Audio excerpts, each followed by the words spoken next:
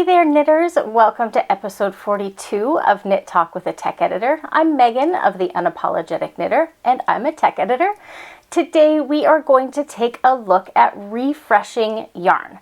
For the last few weeks we've been talking about swatching and preparing for our projects, how to swatch with sort of my best practices, and we've even taken a look at seam blocking. But one of the things that happens when you prepare for a project, or I should say can happen when you prepare for a project, is you might run out of yarn. So we're going to look at how to refresh yarn that you have knit up into a swatch to use in your project. Or I suppose the reality is sometimes we knit things that we don't love and we want to pull it out and reuse the yarn. The exact same process is going to apply, just on a much different scale. So let's jump right into the video. It's going to be top down, me displaying how I do all of this work to get the yarn prepared to use again, and then we'll come back at the end and do a little wrap up. For this demonstration, I'm going to be using a swatch from an old sweater that I have on hand. If you are pulling out an entire sweater to be reusing the yarn, I would recommend that you go piece by piece through your sweater in terms of yardage. So if you've got a sweater that has, say, 6 skeins of yarns used in it, I would recommend that you only pull out 1 skein's worth of yarn at a time, just to sort of save on your sanity. Otherwise, you're going to be dealing with a lot of yarn noodles that could be tough to manage. So what we want to do first is just establish your bind off point. You want to make sure you're looking for the direction of your stitches so that you're not trying to pull out from the cast on edge. So I've got the bind off edge here, and I'm just going to try and unpull this knot. I've got a little fix-it tool here that I might be able to pull out. But because this is a woolen spun yarn, it's a little bit stickier and I may not actually be able to get it out. And I'm not sure I'm going to be able to. So we're going to do the bad. We're just going to cut it, and we're just going to make a tiny little snip right in that bind off edge so you have some yarn to start pulling out. So you're only going to lose, a couple of inches, however much you've left for your yarn tail. Now what we're going to do is we're just going to start pulling off or pulling out that bind off edge and unraveling the yarn. Now it's up to you how you want to do this. I prefer to pull it out and just lay it in a pile, and then I will wind this pile into a big long loop. If you prefer to wind directly off of this onto a nitty knotty, or if you have a Swift with one of the handles on top where you can wind directly onto that, by all means. Oh, look at that. I cut through I cut through the edge of my stitch. So I lost that much yarn. Okay, there we go. Let's find the end of the yarn and start over there. As I was saying, it's up to you if you want to create a pile and work from the pile as you wind it, or if you want to wind directly off of your project that you're unwinding onto a Swift or a nitty knotty. You can do either. I just like to go through and assess the yarn as I'm pulling it out to make sure there's no knots, or if there's a breakage in the yarn, I'm going to stop there. The process is really up to you. So because you already know the specs of the yarn that you've used because you've knit it, you don't have to worry too much about tracking the number of winds that you have around a nitty knotty or around a Swift in terms of yardage. When you're done refreshing your yarn, you'll be able to weigh your hank and find out how much it weighs, and then convert that into your total remaining yards based on the yarn specifications. So for those of you who have wound your yarn into a big noodle pile, it's going to look a lot like this. And this kinked up noodly mess of fiber is why we refresh our yarn. Not only does the yarn have all sorts of kinks and waves in it, which can affect the fabric on your needle as you reknit it, but the fiber is a little bit compressed because we've had it wrapped around both our needles and now in the finished fabric, but it also may have some oils on it from when we knit it, or if it's a project you've already worn, just from simply wearing it. So what we're going to do now is take the tail of our yarn and start winding it onto a nitty knotty in my case. If you don't have a nitty knotty or a swift with the little winder on top, you can always wind your yarn on your arm, sort of approximating about a 1 yard quantity. Obviously the length of your yarn or arm is going to depend on how long each wrap is, but because we're going to weigh our work at the end, it's not going to matter. So if you don't have a nitty knotty or a swift with a little knob on the top to turn to wind your yarn, you can use your forearm. You're going to grab the end of your yarn in your hand, put your arm at a 90-degree angle, and you're simply going to wrap the yarn around your forearm and through your hands. For those of you who are not new or not familiar with a nitty knotty, it's just a I guess it's like 2 T's fused together, and you wind your yarn over the tips of the nitty knotty to create one long loop. I won't go into the details of this. If you are curious about how this works, there are some wonderful tutorials on YouTube on how to wind your yarn onto the nitty knotty and not get yourself all tied up in them. And I will link to this particular nitty knotty in the description below my video. I think it's a wonderful little product for small amounts of yarn. It's not necessarily going to be great if you're winding an entire sweater's worth of yarn, simply because the resulting loop that comes out of it is fairly small, and I think you would find it challenging to manage a sweater's amount of yarn on it, like a full skein. But it is a delightful little product and very transportable.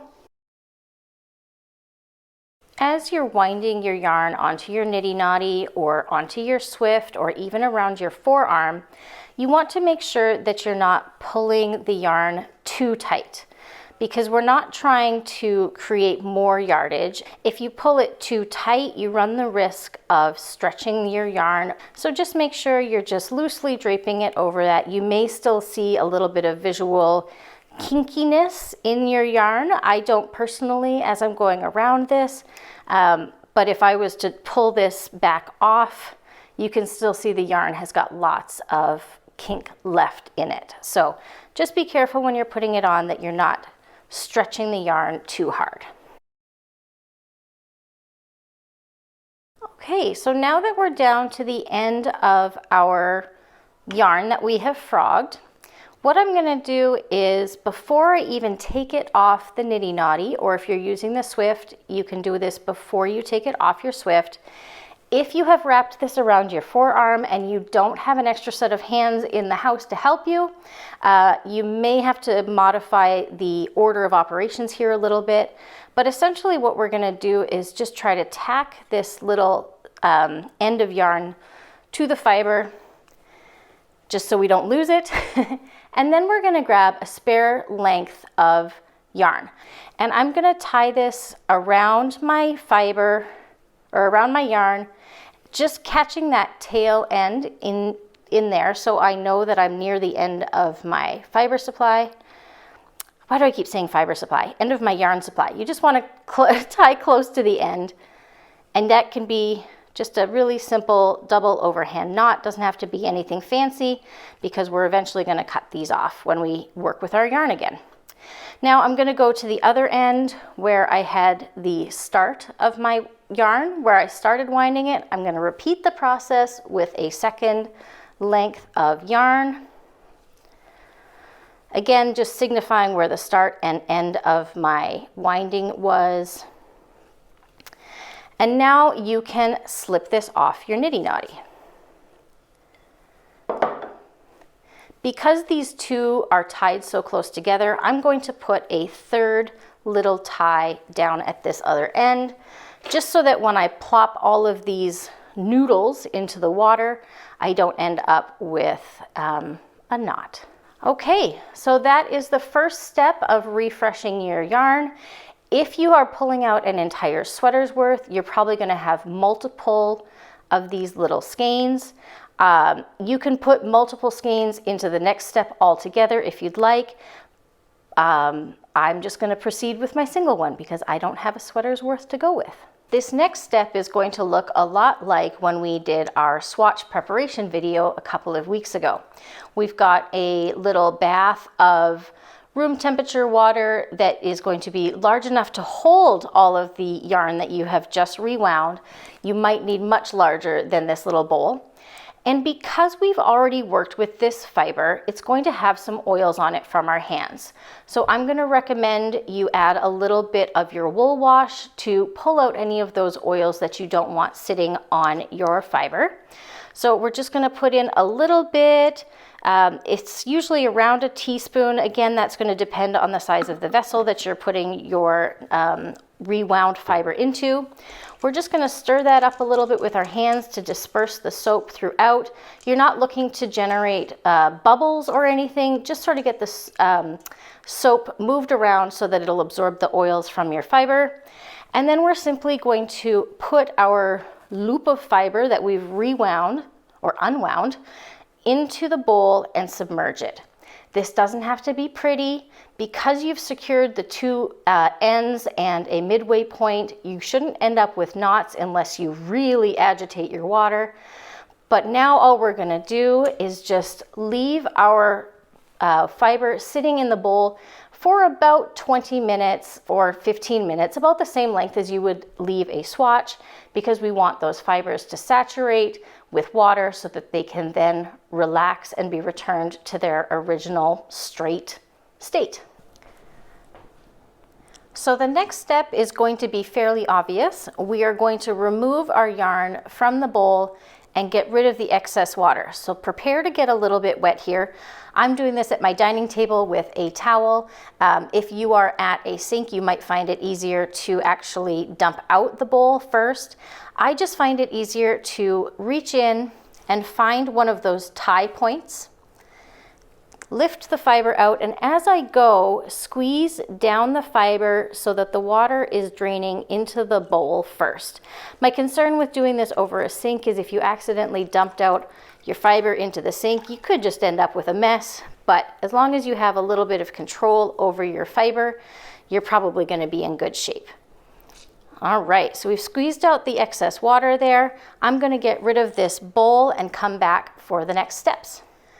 So now that you have your yarn out of the water, you can see that the kinks or the waves that were in the fiber are gone. What you may also notice is you're going to have some bunching of the fibers at the bottom. And I'm saying at the bottom simply because it's opposite the end that I am holding where I have my tie. This is largely due to the fact that there were some kinks or waves in the fiber, and now the loop is too small, and so you end up with a little bit of a mess here. But because we still have our ties in place, that's okay. They don't have to be perfectly smooth. They're not going to put themselves into knots because we've got all of our yarns secured. So just like when we did our last swatching video, we're going to just lay out the loop. It doesn't have to be perfect. And you're simply going to roll it up in a towel and push on top, just like we did with our swatch. We're just trying to remove as much excess water as we can just to avoid prolonging dry time. There's nothing wrong with letting it stay wet, I suppose, but why would you leave it wet more than you have to? Because then it just makes it take longer to dry. Okay, so now we're going to get rid of our little towel because our fiber has got as much water out of it as possible. And we're going to go on to what I think of as kind of the last step before we reuse the yarn. We're going to hang it to dry. I tend to use hangers. If I am doing just one loop of fiber, I'll just drape it over the hanger just like this and hang it in a dry place to dry. So I could hang this in my closet if I had room. I tend to hang it on the end of the bookshelf in my office because there's nothing below it and it's a nice warm room. The other reason I like this particular style of hanger is if I have multiple loops of yarn that I'm trying to refresh, I can hang multiple across this flat edge. If you have a traditional hanger that has the sloped edge, obviously that won't work. You can also, of course, just lay these flat somewhere to dry. I just like to hang them because it just seems to get a little bit more air around the fibers. And that's it. Those are all the steps. Now you're simply going to let this dry. Okay, so through the magic of video, just seconds after we had that wet skein hung up, we are now working with a dry skein, and it's not kinked anymore. The yarn is ready to be used. However, because as you saw in my video, we had to end up cutting the top of my swatch so I could unwind it so some of the yarn was not recaptured, there's a couple of steps we want to take before we put this back on our shelf or pick it up to work with our next project. So the first thing we want to do is turn it from this lovely little loop into a mini hank. And if you've not done this before, it's really easy. I find it easiest to start at one of the ties, but you certainly don't have to. You could start halfway through. All you're going to do is hold one hand nice and firm, and then we are just going to twist. Oh boy, make sure you've got all of the ends in there. I've got a loose one. There we go. We're going to twist this up nice and tight around our finger. Oh, and as it gets tighter and tighter, it gets harder to twist. Keeping your finger in here as best you can, you're now going to fold it in half, and it's naturally going to twist up on itself. And then you're going to tuck the end that you twisted into the end where your thumb was stuck. And there you go. You have yourself a little mini hank that you can now rewind and use for your project. So once we've got this little piece done, we're going to weigh this. Now, we did put ties on our work, which could theoretically impact the weight of this little mini hank that you've got. But unless you put lots and lots of ties or you put really heavy yarn ties on there, it's not going to impact the weight enough to really affect your yardage count too much. So using my little handy dandy kitchen scale, we are going to weigh that skein, and I already did it before I jumped on the video. This lovely little skein now weighs 19 grams. Because I know that this is the Lore yarn from the fiber company, which is a 100% lamb's wool Romney breed yarn, I know that the original put up was 100 grams, gives you 273 yards or 250 meters. So to figure out how much yarn I've got in this little hank to use, I've weighed it and it's 19 grams. So I'm going to take that weight, divide it by 100 because that's the original weight of the original skein when I bought it. And that gives me 0.19, right? 19 grams divided by 100 grams gives me 0.19. And then I'm going to multiply that 0.19 by my 273 yards, which is the original yardage for the skein, and we get 51.9 yards. You could even say 51 if you wanted to round down just to be conservative. If you're working in meters, it's going to be exactly the same thing. You're going to take your 0.19 or whatever your yardage is, or weight of your skein is, and multiply it by the meters, which was 250 meters per 100 grams, and we're going to get 47.5 meters, or round down to say 47 meters for conservative. So there we go. That's how you refresh yarn. If you have questions about the process or anything that I talked about in the video, please feel free to leave a question in the comments below. I'm happy to answer them in future videos, or if it's a quickie, I can even answer it in the comments below. So today is going to be my last video for a few weeks. I know we just started the year after I took some time off for the Christmas holiday season, but I have spent this last month editing a book, and that is always a big push for me mentally and kind of emotionally and physically. I spend long days at the computer, but that's not why I'm stepping away. I have the great fortune of being able to take a knitting tour trip to Kenya. So I'm going to be taking off the first sort of 2 or 3 weeks of February to go enjoy that trip, get a little bit more restored, and then plan for our next videos. We've got some wonderful topics coming up. We're going to be looking at crew necks versus boat necks. We're going to be talking about drop shoulder style sweaters a little bit more.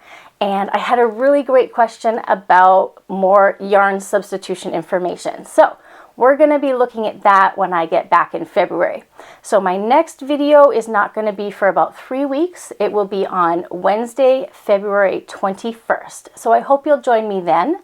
And in the meantime, I hope you will enjoy learning more about refreshing yarns, swatching, blocking, and getting ready for all those projects that you had planned to knit this year. Thank you so much for spending your time with me again today. I hope to see you again at the end of February, and have a wonderful rest of your week. And as always, happy knitting.